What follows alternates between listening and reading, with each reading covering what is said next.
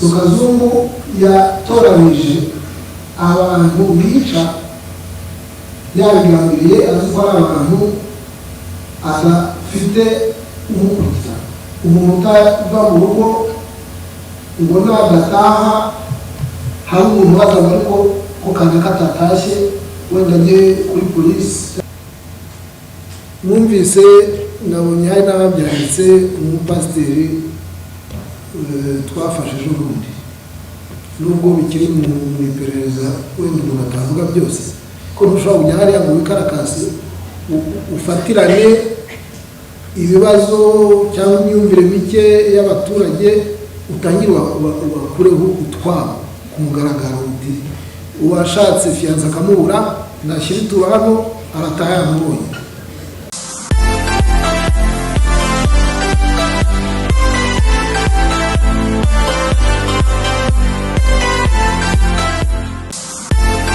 Icyo gihe barigishijwe emwe hari n'abashatse no kurenga imipaka y'u Rwanda, abantu barabagarura barigishwa, ababyemeye barakingirwa. Ngira ngo hari n'abarimo bagenda bakingirwa mu minsi yashize, hari abagiye bakingirwa babyanze ariko abantu bagakomeza bakabigisha, ariko finale bakaza kubyemera. Uyu munsi turimo kugenda tubona nanone bimwe navugaga by'abitwikira imyemerere kandi bafite ibindi bagamije utamenya, bishobora no kubagusha mu byaha, bishobora noneho no kubafungisha. Umuntu aragira atya akavuga ati nge imyemerere yanjye ntabwo inyemerera ko abana nari mfite mu ishuri bakomeza kuguma mu ishuri,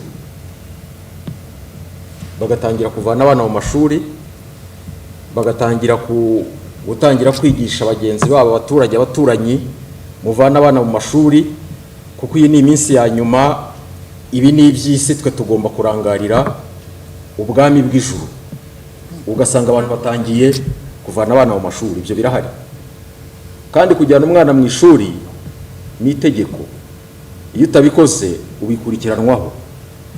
Abo ngabo iyo bagaragaye nyine barigishwa, abana bagomba kujya mu ishuri, ariko hari naho bigorana n'abana rwose barabaye ngira ngo byarabagiyemo kubatwara mu ishuri bikagorana, ariko iyo bigenze gutyo hari aho biba ngombwa ko n'ubutabera bwubahirizwa cyangwa amategeko yubahirizwa mu rwego rwo kugira ngo wa muturage yigishwe abe yabibazwa hakurikijwe ibigenwa n'amategeko.